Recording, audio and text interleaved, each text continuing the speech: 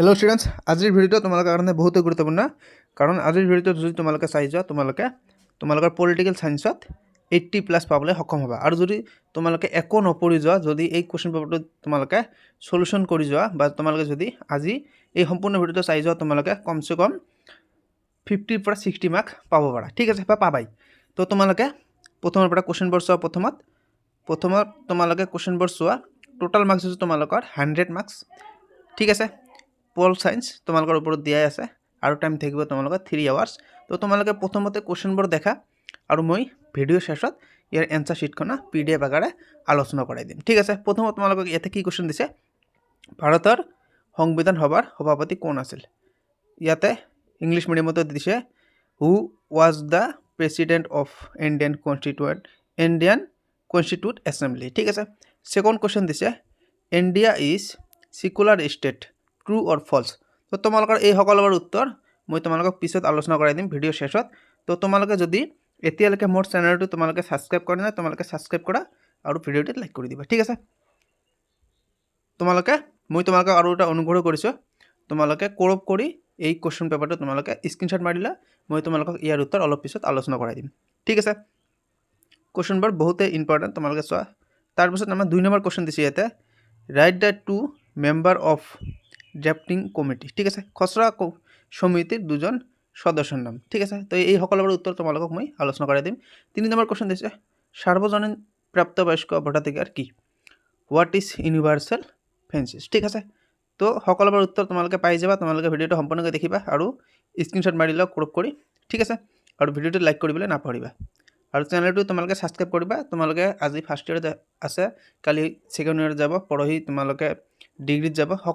তোমালোকৰ এই সকলোবোৰ ক্লাছৰ ইম্পৰ্টেণ্ট ভিডিঅ' মই আলোচনা কৰাই দিম অনাগত দিনত। সেইকাৰণে কৈছোঁ তোমালোকে চেনেলটো সাবস্ক্ৰাইব কৰা আৰু ভিডিঅ'টো লাইক কৰি দিয়া। ঠিক আছে, তোমালোকে মোৰতো চেনেলটো সাবস্ক্ৰাইব কৰি ৰখা তোমালোকৰ ফিউচাৰৰ কাৰণে। ঠিক আছে, খালি মই ফাৰ্ষ্ট ইয়াৰতে নহয়, ছেকেণ্ড ইয়াৰ BA BSc সকলো কোৱেশ্চন পেপাৰ মই এইখন চেনেলত সলিউশন কৰি দিম। ঠিক আছে, তোমালোকে চেনেলটো সাবস্ক্ৰাইব কৰা আৰু এই কোৱেশ্চন পেপাৰবোৰ স্ক্ৰীনশ্বট মাৰি লোৱা। ঠিক আছে, তো এতিয়া মই তোমালোকক এনসাৰখিনি আলোচনা কৰাই দিম। ঠিক আছে, আৰু আমাৰ কোৱেশ্চন আছে। আমাৰ 15 নম্বৰ কোশ্চেন আহি গ'ল, তলত দিয়াবাৰ নিৰ্দেশ অনুযায়ী উত্তৰ লিখা। ঠিক আছে, তাৰপিছত আমাক প্ৰথমত দিছে কি স্বাধীনতা মানৱ জাতিৰ মৌলিক অধিকাৰ বুলি কোনে প্ৰথমে যুক্তি দৰ্শাইছিল। ঠিক আছে, সেকেন্ড কোশ্চেন দিছে ইয়াত, the author of the book Republic of কি দিছে সক্ৰেটিছ বা প্লেটো। ইয়াত 3 নম্বৰ কোশ্চেন দিছে নেলসন মেণ্ডেলাৰ আত্মজীৱনীখনৰ নাম লং ৱাক টু ফ্ৰীডম। এইটো আমি ক্লাছ 10তে পাইছোঁ। তাৰপিছত তোমালোকৰ D নম্বৰ কোশ্চেন দিছে, ঠিক আছে, আধুনিক উদাৰতাবাদৰ এটা বৈশিষ্ট্য উল্লেখ কৰা। সকলোবোৰ উত্তৰ তোমালোকে পাই যাবা। মুঠতে তোমালোকে চেনেলটো সাবস্ক্ৰাইব কৰা। ঠিক আছে, সাবস্ক্ৰাইব কৰিলে তোমালোকৰ একো ক্ষতি নহয়। তোমালোকে চকু মুজি তোমালোকে চেনেলটো সাবস্ক্ৰাইব কৰা আৰু উত্তৰবোৰ তোমালোকে পাই যাবা, টেনশ্যন নল'বা। ঠিক আছে, 21 নম্বৰ কোশ্চেন দিছে পৰিৱেশবাদ। ঠিক আছে, এনভাইৰনমেণ্টালিজম। ঠিক আছে, মোষ্ট ইম্পৰ্টেণ্ট কোশ্চেন। তোমালোকে হয়তো ভাবিব পাৰা এইটো তোমালোকৰ EVS কোশ্চেন হ'ব পাৰে, কিন্তু নহয়, পৰিৱেশবাদ কৈছে পল সায়েন্সৰ কোশ্চেন, মোষ্ট ইম্পৰ্টেণ্ট কোশ্চেন। এই সকলোবোৰ উত্তৰ তোমালোকে পাবা। তোমালোকে ক্ৰপ কৰি স্ক্ৰীনশ্বট মাৰি লোৱা আৰু চেনেলটো সাবস্ক্ৰাইব কৰা, বাৰে কৈ আছোঁ। ঠিক আছে, ইয়াৰ পিছত মই তোমালোকক এনসাৰখিনি আলোচনা কৰাই দিম। তোমালোকে ভিডিঅ'টো সম্পূৰ্ণকৈ চাবা। তো এতিয়া আমি উত্তৰবোৰ চাম। প্ৰথম কোশ্চেন কি দিছে আমাক, ভাৰতীয় সংবিধান সভাৰ সভাপতি কোন আছিল? এটা সকলো জানে, ডক্টৰ ৰাজেন্দ্ৰ প্ৰসাদ। ঠিক আছে, B নম্বৰ কোশ্চেন দিছে India is a secular state, true or false? True. State আৰু দেশক আমাৰ একেটাই বুজায়। ঠিক আছে, C নম্বৰ কোশ্চেন দিছে নটাৰ সম্পূৰ্ণ ৰূপ কি? None of the above. D number question দিছে গুৱাহাটী পৌৰ নিগম কেতিয়া স্থাপন কৰা হৈছিল? 1978 চনত। ঠিক আছে, তাৰপিছত আমাক E নম্বৰ কোশ্চেন দিছে ভাৰতীয় সংবিধানৰ প্ৰস্তাৱনাত উল্লেখ থকা এটা আদৰ্শ লিখা। সমতা, ইকুৱেলিটি। F নম্বৰ কোশ্চেন দিছে ৰাজ্যসভাত কিমানজন সদস্য মনোনীত কৰা হয়? 12 জন। ঠিক আছে, ইয়াতে আমাৰ আৰু এটা কোশ্চেন হ'ব পাৰে যে অসমৰ পৰা ৰাজ্যসভাত কিমানজন সদস্য ইলেক্টেড হয়? ঠিক আছে, ইয়াতো নমিনেটেড মনোনীত কৰিছে, আমাৰ ইয়াত হ'ব ইলেক্টেড, নিৰ্বাচিত হয়। ঠিক আছে, তো ভাৰতত আমাৰ অসমৰ পৰা 7জন ৰাজ্যসভাৰ সাংসদ যায়। ঠিক আছে, 7জন তোমালোকে মনত ৰাখিবা। তাৰপিছত আমাক 2 নম্বৰ কোশ্চেন দিছে ড্ৰাফটিং কমিটিৰ 2জন সদস্যৰ নাম ডক্টৰ বি আৰ আম্বেদকাৰ আৰু এ কে মুন্সী। ঠিক আছে, 3 নম্বৰ কুৱেশ্যন দিছে ইউনিভাৰ্চেল ফ্ৰেঞ্চিছ কি? উত্তৰ দি আছে যেতিয়া দেশৰ সকলো নাগৰিকে ধন, ধৰ্ম, লিংগ বা জাতি ভেদে ভোট দিব পৰা অধিকাৰ পায় তাক সাৰ্বজনীন ভোটাৰ অৰ্থাৎ ইউনিভাৰ্চেল ফ্ৰেঞ্চিছ বুলি কোৱা হয়। তাৰপিছত আমাক 4 নম্বৰ কুৱেশ্যন দিছে ষ্টেট ফাইনেন্স কমিশ্যন কি? ইয়াৰ উত্তৰ ইয়াত দি আছে ষ্টেট ফাইনেন্স কমিশ্যন হৈছে ৰাজ্য চৰকাৰে গঠন কৰা এখন আয়োগ যি পঞ্চায়ত আৰু পৌৰসভাৰ মাজত আৰ্থিক সম্পদৰ বণ্টন সম্পৰ্কে পৰামৰ্শ দিয়ে। কুৱেশ্যন নম্বৰ 5 দিছে আমাক কনকাৰেট লিষ্টৰ দুটা বিষয় লিখা। উত্তৰ ইয়াত আমাক দিয়া আছে শিক্ষা আৰু বন। তাৰপিছত আমাক কুৱেশ্যন নম্বৰ 6 দিছে ভাৰতীয় ভোটাৰৰ দুটা যোগ্যতা লিখা। ঠিক আছে, তো ইয়াতে আমাৰ উত্তৰ দি আছে ভাৰতৰ নাগৰিক হ'ব লাগিব আৰু 2 নম্বৰ দিছে বয়স কমেও 18 বছৰ হ'ব লাগিব, সকলোৱে জানে। কুৱেশ্যন নম্বৰ 7 দিছে স্থানীয় চৰকাৰৰ দুটা বৈশিষ্ট্য।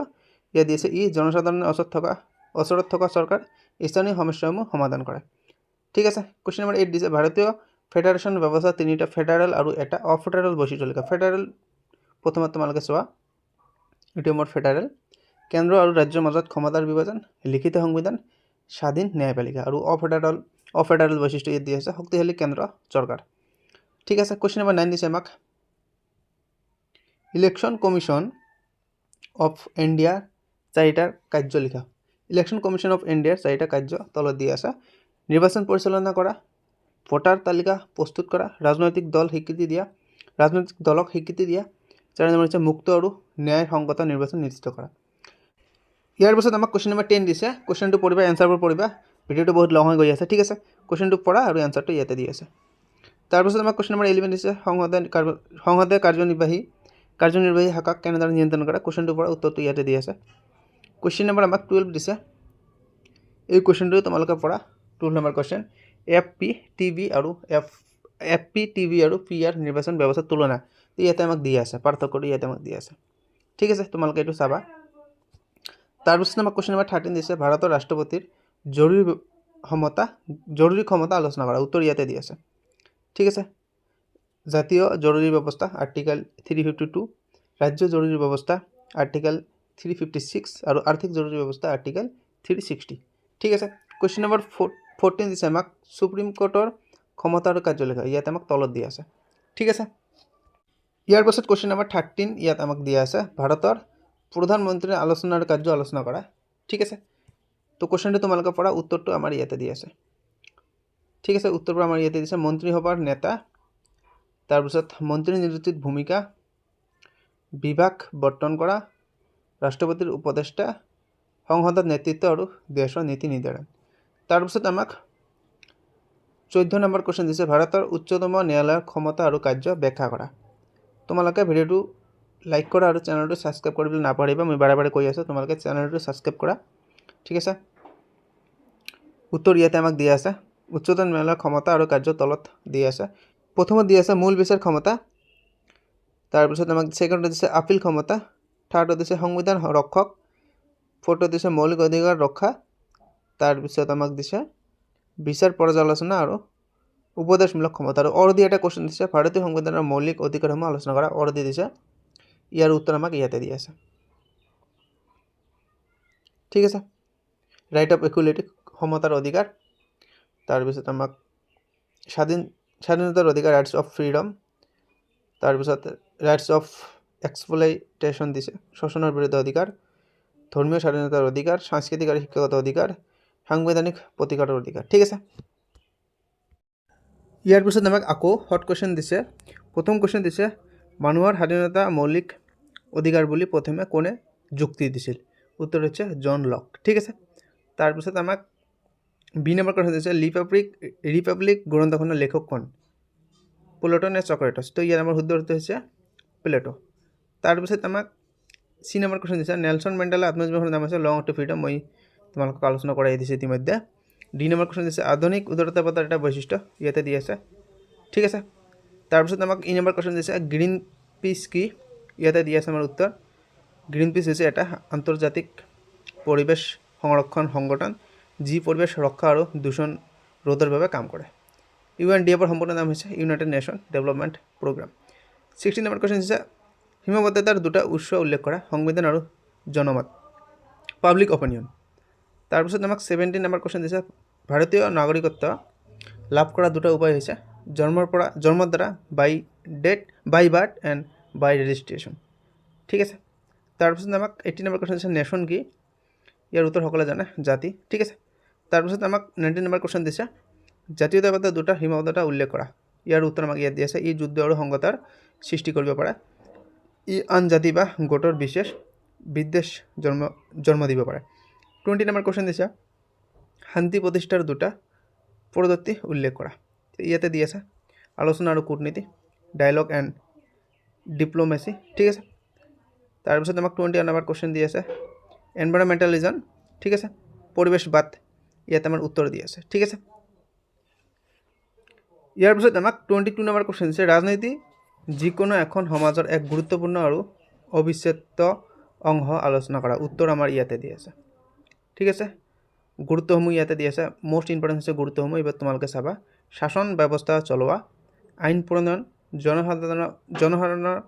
জনসাধাৰণৰ অধিকাৰ সুৰক্ষা, উন্নয়ন সাধন। ঠিক আছে। 23 নম্বৰ কুৱেশ্যন দিছে জন ৰলছৰ ন্যায় তথ্য সম্বন্ধে এটা টকা লিখা, ইয়াৰ উত্তৰ আমাক ইয়াতে দি আছে। তেওঁ তথ্যৰ মূল ধাৰণাসমূহ সমান স্বাধীনতা নীতি, অসমতা নীতি, সমান সুযোগ। ঠিক আছে। 24 নম্বৰ কুৱেশ্যন দিছে বিশ্ব নাগৰিকত্ব সম্বন্ধে আলোচনা কৰা, মষ্ট ইম্পৰ্টেণ্ট কুৱেশ্যন।